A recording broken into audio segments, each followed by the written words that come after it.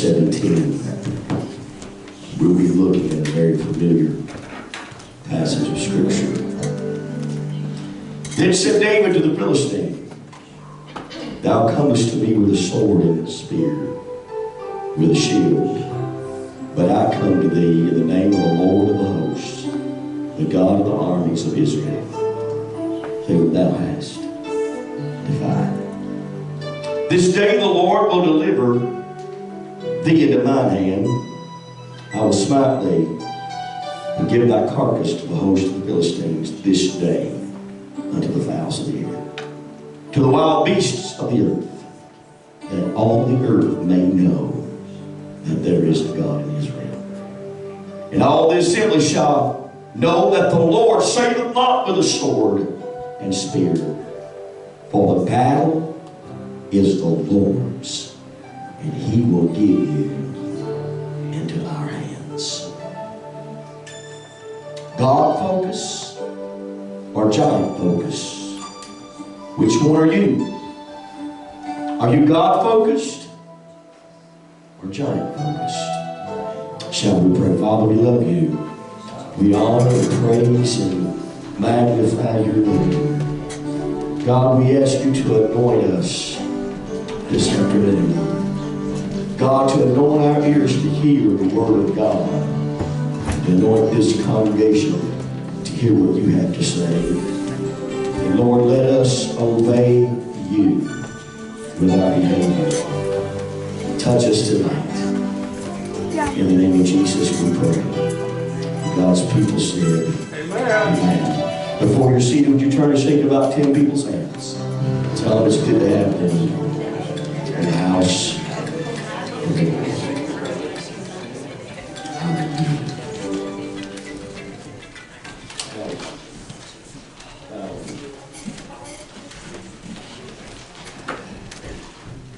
God focused or giant focused. When we come to this story, what I read to you was what David was telling Goliath. But I want to take you back in time just a few verses before that, at the beginning of the chapter. Actually, in 1 Samuel 17 and 10, that's when we start to see David coming on the scene. And I want you to think about what I'm about to tell you. No Hebrew volunteers would ever go out and face Goliath until that day. And until David. And when Goliath sees David, he scoffs at the kid. He nicknames him Twiggy. Listen to what he says. Am I a dog that you come to me with sticks? So he's nicknaming him Twiggy.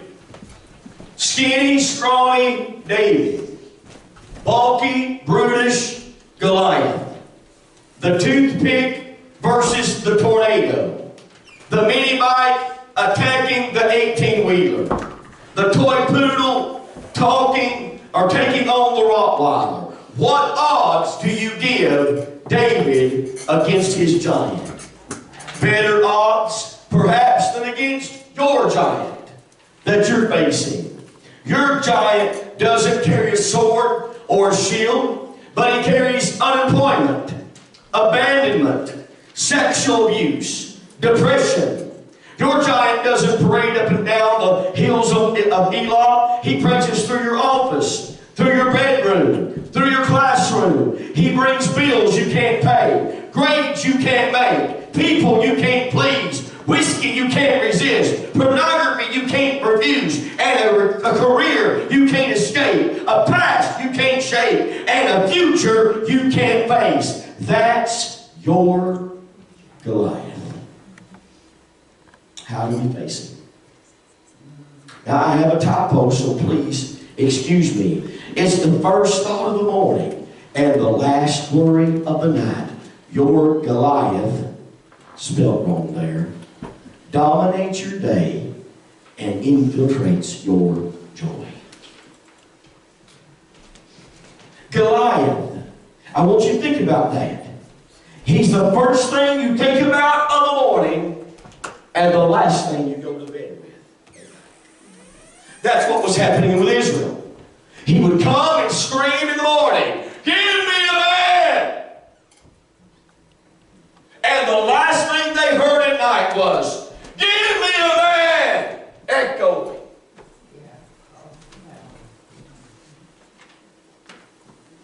Anybody ever had something that before you get up, it's on your mind?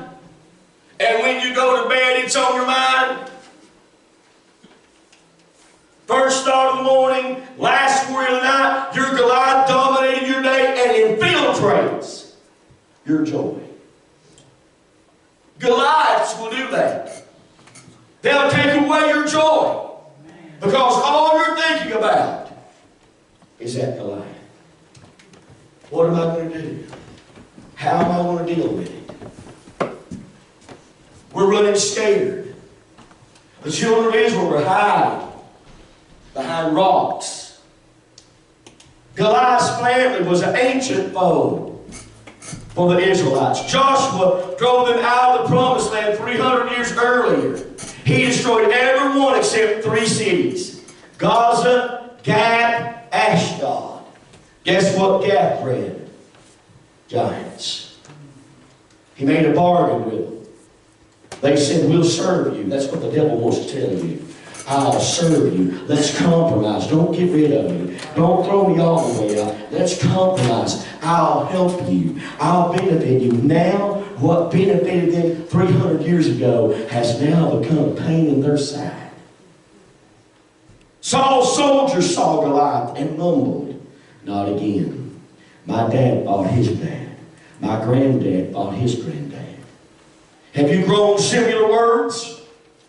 "I'm becoming a workaholic just like my dad. Divorce streaks through my family, through our family tree. My mom couldn't keep a friend either, so I can't keep friends. Is it ever going to stop?" You ever heard those kind of Goliaths? "I'm becoming just like my dad. I'm becoming just like my mom." It's something that infiltrates our family. Goliath is one of those things that was always there. I've heard people say this: "Well, you know, my mom and dad didn't do it, so I'm not going to be able to do it either." Or "Mom and dad had this, so I'm surely going to get this." We pass on the giant. We just keep the giant alive. Maybe y'all know what I'm talking about. We just keep building that giant up bigger and bigger and bigger until he's so large we don't think we can get rid of him. Goliath had a long-standing bully of the valley. He stalked your ancestors. Now he looms over you. He blocks the sun, leaves you standing in the shadow of doubt. Listen to what 1 Samuel 17:11 said. When Saul and all Israel heard those words of the Philistine, they were dismayed and greatly afraid. The NIV says they were without hope.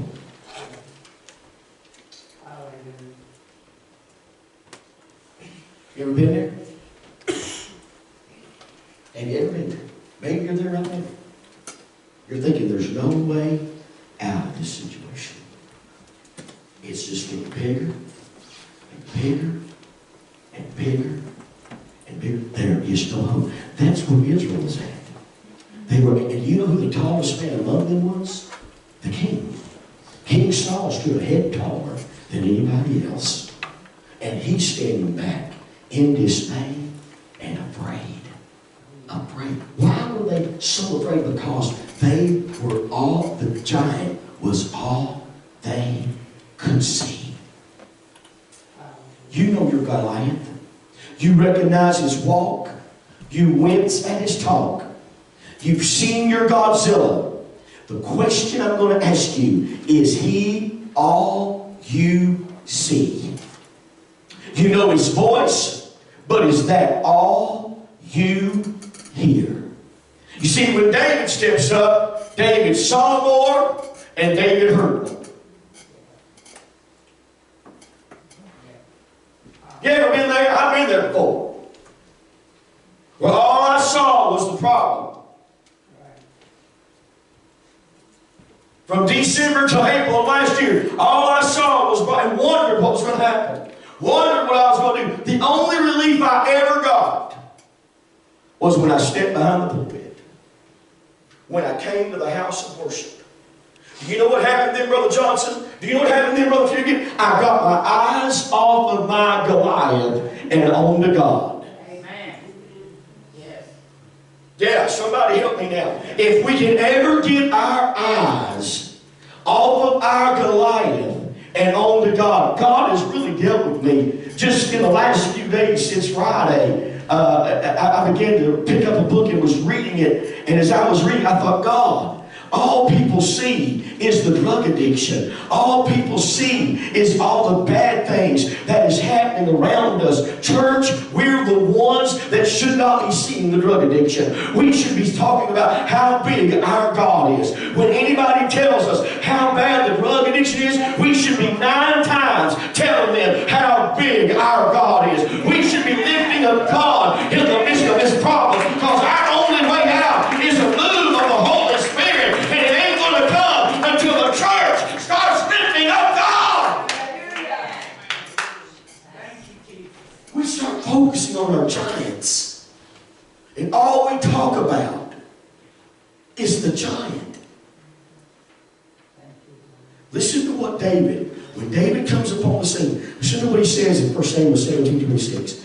And David spoke to the men that stood by him, saying, what shall be done to the man that killeth this Philistine, and taketh away the reproach from Israel?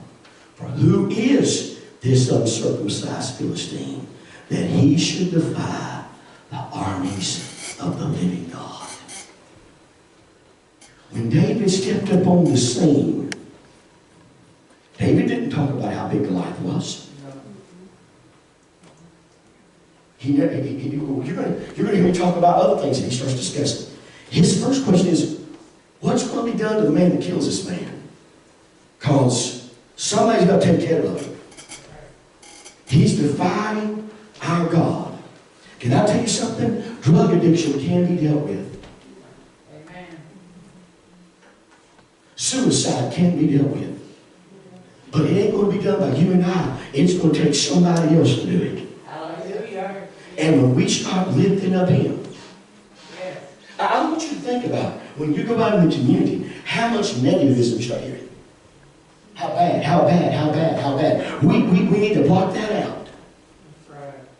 We need to block that out and just all of a sudden start saying, well, do you know what? I believe God is able to do this. God is able to do this. And God is able to do this. And God is able to do this. God has done this. God has done that. God done this. And God done that. I know people, when I think about deliverance from drug addicts, first person I think of is Randy. Randy was totally delivered from drug addiction. He didn't go to any schools. He didn't go to any counseling. He just went to God, and God totally delivered him. I'm here to tell you people, we need to start lifting up God. We need to tell people when they're sick, say, hey, I know a God that healed an aneurysm. I know a God that healed Alzheimer's. I know a God that raised somebody from the dead. I know a God that is able to heal. I know a God that's bigger than our Goliath. I know a God that is more than able, more than able, more than able. I know a God that can take care of us. I know a God that can provide for us. I know a God that can heal us. I know a God that can touch us. I know a God that can deliver us. What are you focusing on? What do you see? David shows up discussing God. The soldiers and Saul mentioned nothing about God. What do you talk about? What is your conversations during the day? Are you focusing on the bad thing? Or are you focusing on God? What are you discussing with the people? Have you told them your story?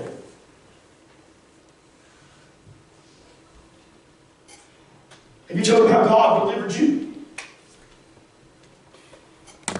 Don't tell them somebody else's story. Have you told him your story? David starts telling his story. David shows up discussing God. Soldiers mention nothing. The brothers never spoke even God's name. But David takes one step onto the stage and raises the subject of the living God. When he steps on the stage, he starts talking about the living God. He don't start talking about Goliath. He starts talking about the living God. He starts talking about it in a personal situation, in a personal way. He does the same with King Saul. No chit-chat about the battle or questions about the odds. Just God-birthed announcement. Listen to what he tells King Saul. David said, moreover, the Lord that delivered me out of the paw of the lion and out of the paw of the bear, he will deliver me out of the hand of this Philistine. And Saul said to David, go, and the Lord be with you. What are you talking about? Becky, you have the story I tell. You were scared. Goliath was bellowing. Cancer. Was he not? Yeah? The thought is there, definitely. Yeah. You probably woke up to it and went to bed with it. Dying at a young age. Now you got a story saying, hey, God took care of this. Anybody here got saved? Anybody got saved by the blood of Jesus? Have you told anybody your story that's lost? How God saved you? You can't tell somebody else's story. You can try to, but it'll never be effective.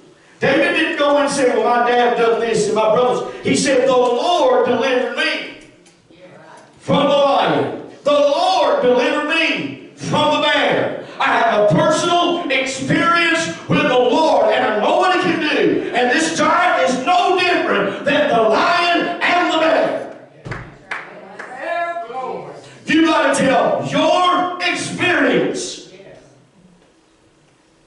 If you're not experiencing it, you can't tell nobody about it.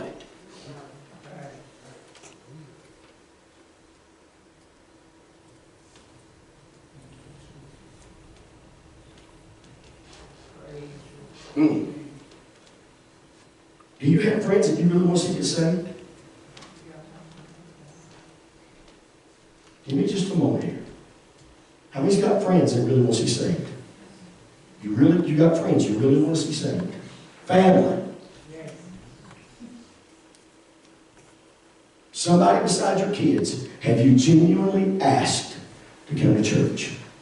Keep asking. Don't stop. Keep asking. Don't keep asking. Keep telling them. If you know something that works, tell them. Ladies and gentlemen, can I use your experience, sonny? Can I use your experience? Brother Fugan here could barely walk about 2 months ago. He bumped into one of his cousins at a store. And you know what the cousin said? I was in your shape. Here's what you need to tell your doctor you need. You need to go to your doctor's office, get this prescription. And then you need to go to your drugstore or somewhere and get this. It's over the counter. I believe it'll help you. Guess what? Last time he came to church, he was on a cane. Now he's walking without a cane. You know why? Somebody had experienced something and told him about it. If we really experienced Jesus as good as we say we have, and we have a passion about it, we should be telling people, hey, Jesus is coming, and the only way out is you've got to experience it. He will meet you where you're at, and He will take you to where He wants you to be. David didn't talk about nobody else's experience. He talked about his own. So what else he says? This day will the Lord deliver thee into my hand. Wait a minute. And then David said to the Philistine. So now he quits talking to Saul. Now he's talking to Goliath. He continues the theme with Goliath. The giant mocks to David, the shepherd boy. Listen to what he says. Then said David to the Philistine, you come to me with a spear, with a sword, with a shield. But I come to you in the name of the Lord of hosts, the God of the armies of Israel. This day, not tomorrow, not a week from now, today, the Lord will deliver you into my hand. I will smite you, take your head from you, give you to the carcasses of the host of the Philistines, give your carcass back over to the Philistines. Your dead body I'm going to give back. But then the fowls of the air and the wild beasts of the earth, they're going to eat it. That all the earth will know that there is a God in Israel. Are you hearing this? Are you hearing what you got to tell people? The reason you got to tell people these things is so that they know there is a God that sits on the throne, and He's the God of the whole earth. What are we talking about? 47. And all the assembly shall know that the Lord saveth not with swords or spear, for the battle is the Lord's, and He will give you into my hand. No discussions. No one else discusses God. Nobody. Saul didn't. The soldiers didn't. Only David. David discusses no one else but God. Did you hear that? Everybody in Israel was talking about Goliath. Nobody's talking about how big God is. The only one that talks about God is David, and that's all he talks about. What are we talking about when we're among public?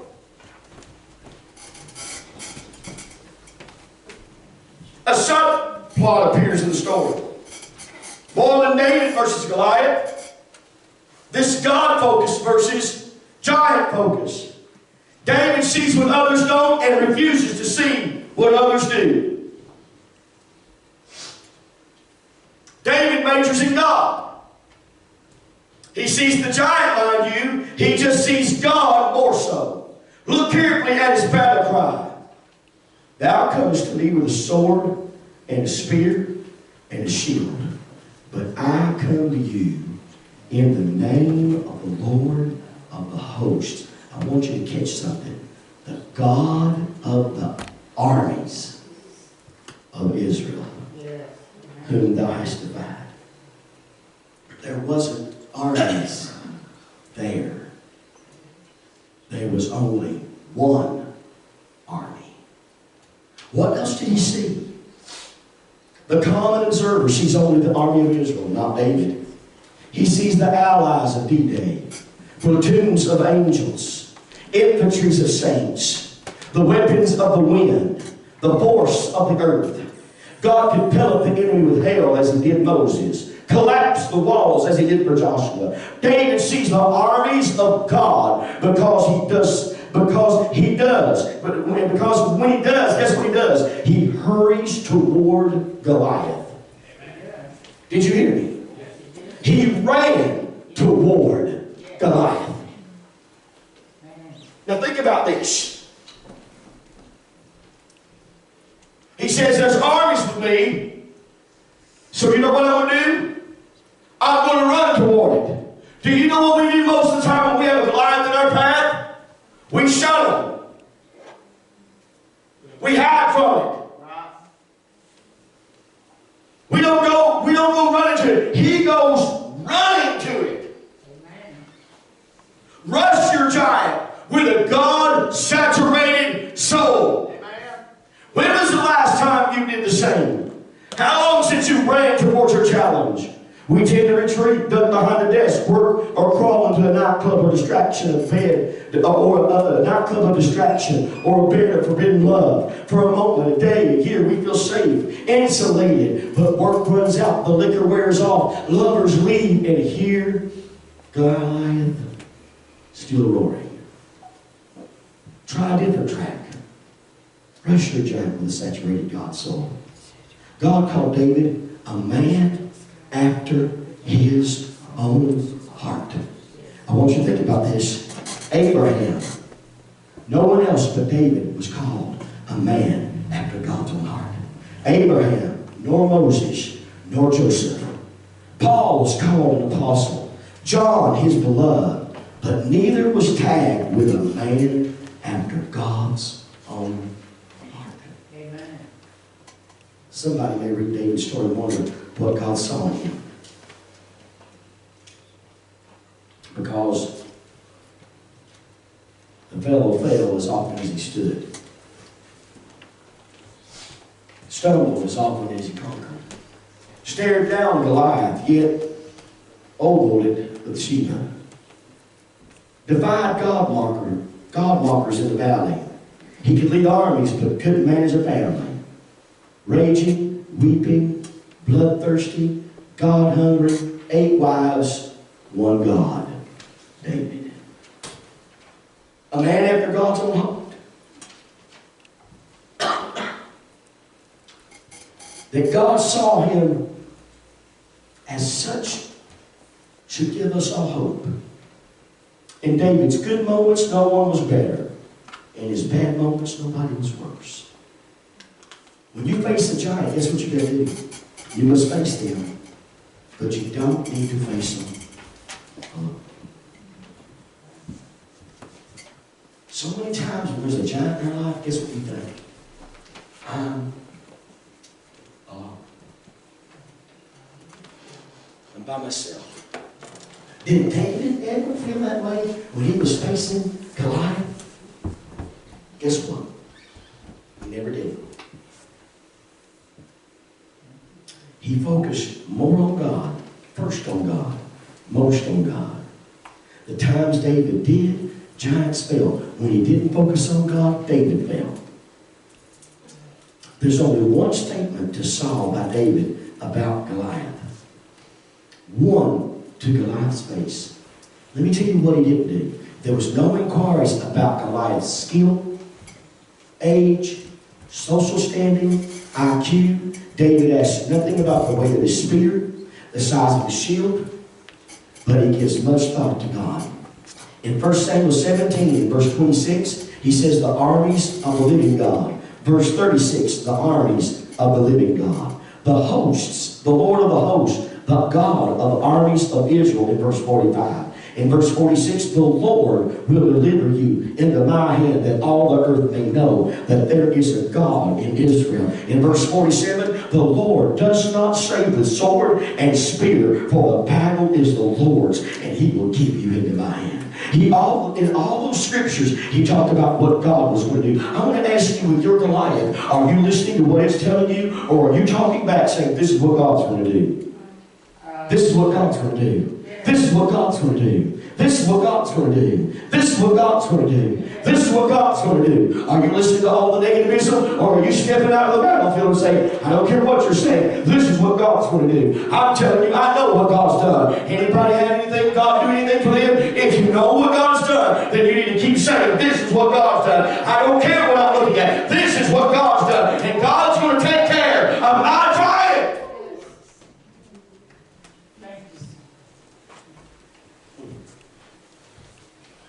Do you ponder God's grace 4 times as much as you ponder guilt? Is your list of blessing 4 times as long as your list of complaints?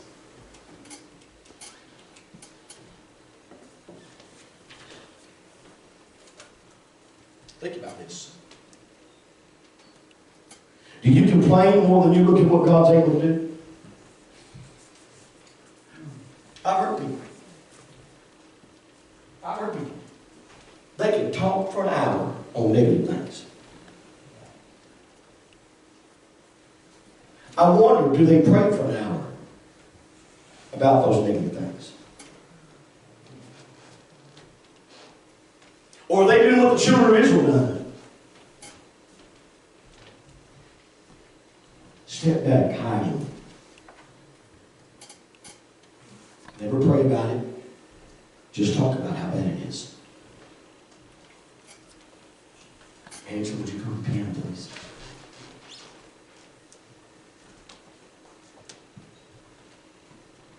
Do you talk about how bad it is at school? Yeah, okay. Are you talking how bad it is?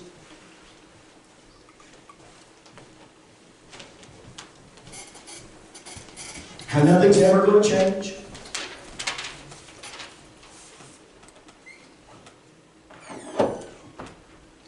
Do we talk about how dirty our towns are? And how nothing's ever going to change?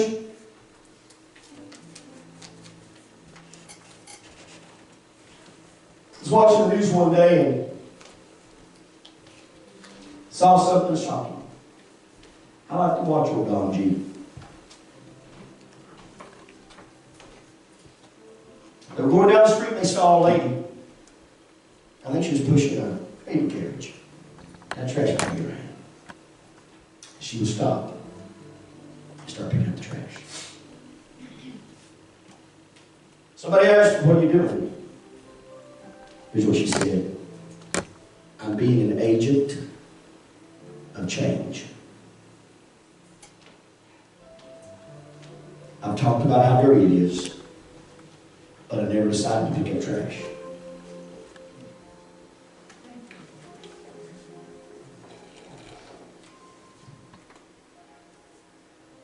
How easy is it for the church, and I'm talking to us, go to work and talk about how bad it is. Talk about how bad our community is. Talk about how bad it is outside these four walls.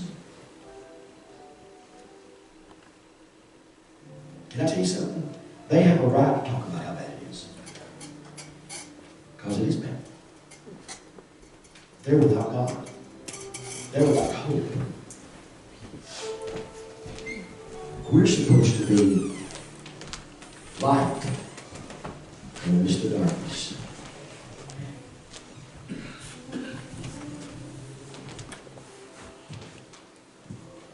You know what else we're supposed to be?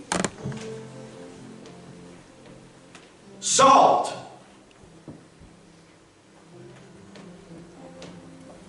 Salt is used for 3 different things, as far as I know. Number 1, it's used for seasoning. Thank God I'm not on a salt-free diet. Try to eat something with no salt at all.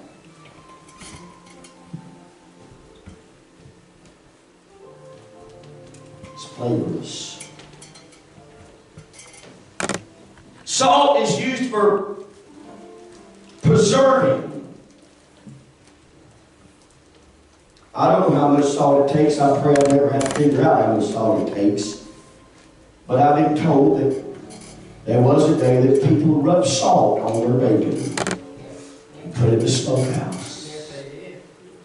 And it preserved it. Yes.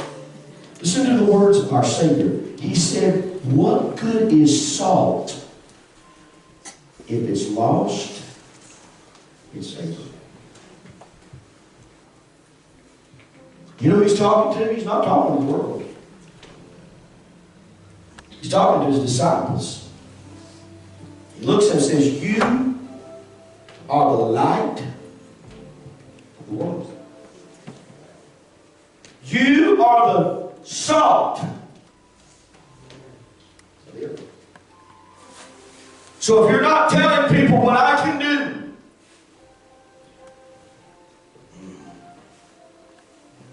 is that when salt loses its savor? When we're not telling people what God's done for us,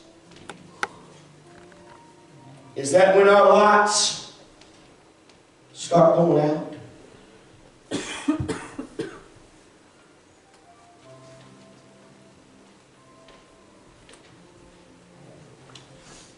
I bought a box of salt yesterday at a convenience store, and the first thing I thought of, I wonder if it's any good. And that scripture come to my mind. Has it lost its savor? Because it ain't gonna do my green beans no good if it don't taste like salt. Sometimes we start getting mad at the world because they are so negative. And we don't think they ever hear us.